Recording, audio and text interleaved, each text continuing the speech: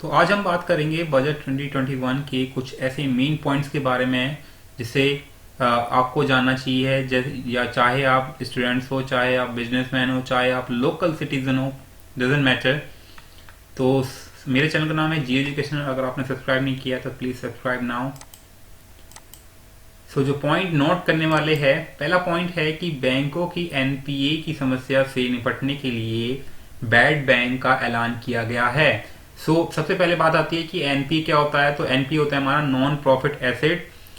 जो कि जिस ऐसे एसेट जिससे कोई फायदा नहीं होता है, तो उनसे निपटने के लिए बैड बैंक बनाया गया है। और बैड बैंक क्या होते हैं? ऐसा स्ट्रक्चर या ऐसा सेटअप जो कि नॉन प्रॉफिट एसेट्स को संभालता है और जिससे नुकसान हो सकता है लेकिन कभी फायदा नहीं होगा, ऐसे एसेट्स को संभालने के लिए बैड बैंक बनाए जाते हैं। फिर आता है हमारे इंश्योरेंस सेक्टर में 74% एफडीआई को मंजूरी मिली है। तो मतलब क्या है, हमारे इंश्योरेंस में एफडीआई अब एफडीआई की मंजूरी मिल गई कि यानी कि हम उसमें एफडीआई भी यूज कर सकते हैं। फिर आता है हमारा ग्राहक अब मर्जी से पावर डिस्ट्रीब्यूटर चुन सकेंगे। तो ठीक है। मतलब क्या है, नॉर्मली क्या है, हमारे गवर्नमेंट ही पावर डिस्ट्रीब्यूटर है। इससे मतलब क्या है, हमारे अब इंडिया में प्राइवेट पावर डिस्ट्रीब्यूटर भी आएंगे और उसे लोग चुन सकते हैं प्राइस के हिसाब से। फोर्थ है, उज्ज्वला योजना से 8 करोड़ लोगों को फायदा पहुंचेगा और अब 1 करोड़ नए लोगों को जोड़ा जाएगा। अभी तक उज्ज्वला योजना से 8 करोड़ लोगों को जोड़ा जा चुका है और 1 करोड़ और जोड़े जाएंगे। फिर आता है हमारा जम्मू कश्मीर में गैस पाइपलाइन प्रोजेक्ट की शुरुआत होगी। तो जम्मू कश्मीर अब डेवलप की तरफ बढ़ता जा रहा है जब से वहां से वो आर्टिकल हटाया गया है 370। इंफ्रा सेक्टर पर 5.5 लाख करोड़ रुपए खर्च किए जाएंगे, यानी कि इंफ्रास्ट्रक्चर को और ज्यादा बढ़ाया जा रहा है और इतना निवेश मायने रखता है। सरकारी बैंकों में 20,000 करोड़ रुपए की पूंजी डाली जाएगी, जिससे क्या होगा, जो बैंक जो घाटे में चल रहे होते हैं उन बैंकों को काफी मदद मिलेगी। फिर आता है बैंकों की एनपीए समस्या से निपटने के लिए एएमसी बनाने का ऐलान हुआ है। और बैंकों की जो एनपीए वाली समस्या है ये ज्यादा ही है, जिसके लिए अलग अलग कमेटी बनाई जा रही है। पहले बैड बैंक, अब ये एएमसी। फिर आता है इसी वित्त वर्ष में एलआईसी का आईपीओ लाया जाएगा। फिर है विनिवेश कामों में और तेजी लाएंगे और बीपीसीएल कॉन्कर को भी सरकार बेचेगी। तो मतलब क्या है, इन चीजों को निपटने के लिए ये सब चीजें करनी पड़ रही है सरकार को, जो पहले की सरकार नहीं कर पाई है। किसानों को उनकी फसल के लिए एमएसपी से 1.5 गुना ज्यादा कीमत दी जाएगी और किसानों को 75 करोड़ रुपए दिए जाएंगे। जो एमएसपी की प्रॉब्लम आ रही है लोगों को, स्पेशल किसानों को, और जिसकी वजह से अभी भी आंदोलन चल रहा है। लेट्स सी कि क्या किसानों की होप बढ़ती है, क्या अब आंदोलन खत्म हो सकता है, नहीं हो सकता है, आई डोंट नो। लेकिन जो एमएसपी की प्रॉब्लम चल रही थी, शायद इससे कुछ फायदा हो किसानों को। 7 साल में 2 गुना से ज्यादा धान खरीदा। तो 7 साल में 2 गुना से ज्यादा धान खरीदा, यानी कि मतलब 7 साल में दुगना धान खरीदा है गवर्नमेंट ने किसानों से। और गेहूं की एमएसपी 1.5 गुना की जाएगी। मतलब क्या है, जो एमएसपी वाली प्रॉब्लम आ रही थी वो थोड़ी सुधार में आ रही है। गेहूं उगाने वाले किसानों की संख्या बढ़ी। मतलब क्या, हमारे देशों में गेहूं उगाने वाले किसानों की संख्या बढ़ी क्योंकि गेहूं से डेफिनेटली फायदा हो रहा है किसानों को।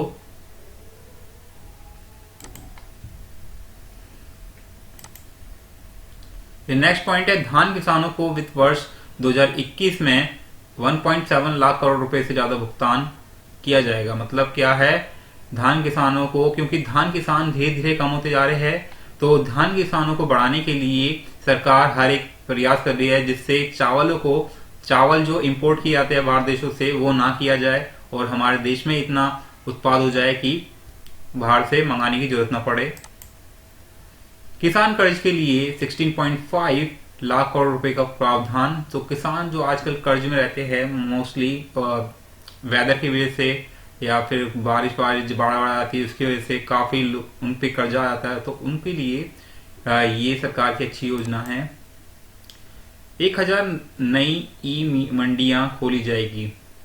1000 नई ई मंडियां। अब ये मंडियां तो सुनी थी, ई मंडियां क्या हो जाएगी, एक तरह का ये स्मार्ट या डिजिटल हो जाएगा पूरी तरह मंडिया। तो यानी कि इसमें आ जाएगा हमारा प्राइवेट सेक्टर।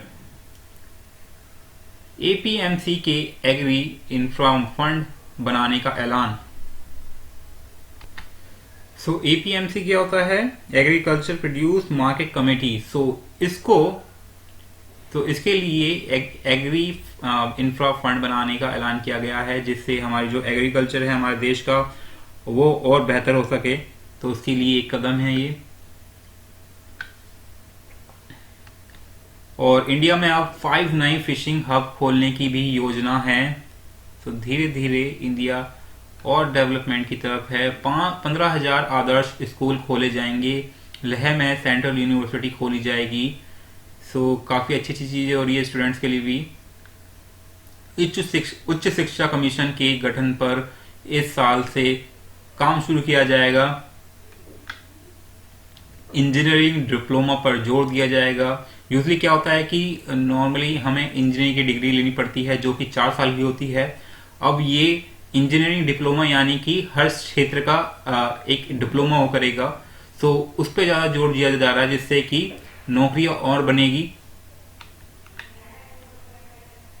देश भर में 100 नए सैनिक स्कूल खोले जाएंगे। सो ये भी अच्छा कदम है।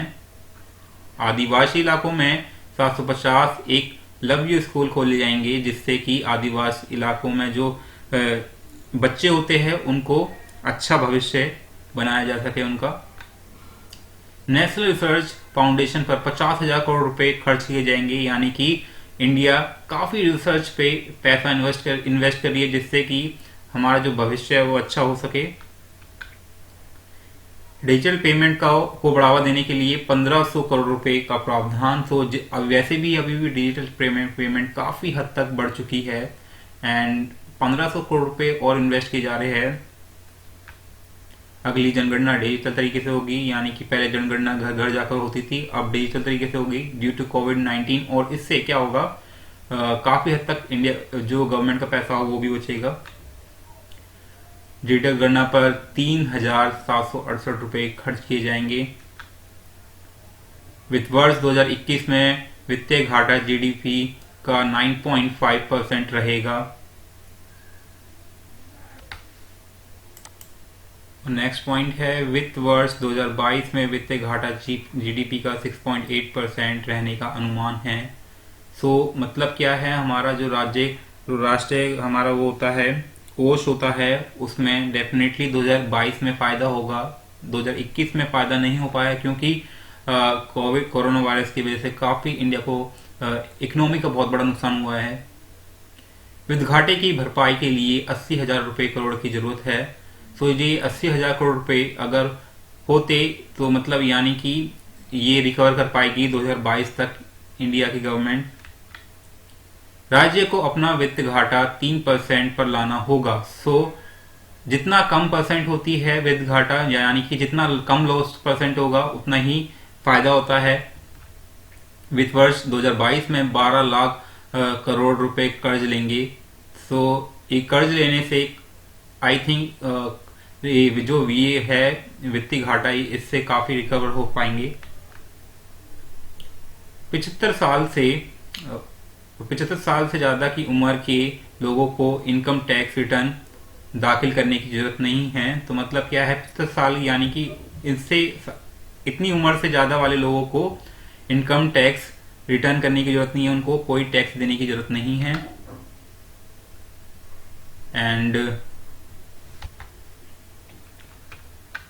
और पेंशन से हुई इनकम पर भी टैक्स देने की जरूरत नहीं है, यानी कि जो पेंशन से टैक्स देना पड़ता था वो भी अब नहीं देना पड़ेगा। और एक और राहत की बात है, 3 साल से पुराने टैक्स के पेंडिंग मामले नहीं खोले जाएंगे। जो पुराने टैक्स जिन्होंने नहीं भरे हैं उनको कोई टैक्स भरने की जरूरत नहीं है, ऐसा लगता है।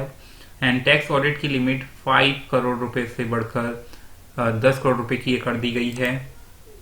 एनआरआईज को इनकम टैक्स में ऑडिट से छूट मिलेगी, यानी कि अब एनआरआई अब यहाँ इंडिया में आ सकते हैं। सो ज़्यादातर लोग अब नहीं आते एनआरआई इंडिया में इसी प्रॉब्लम की वजह से।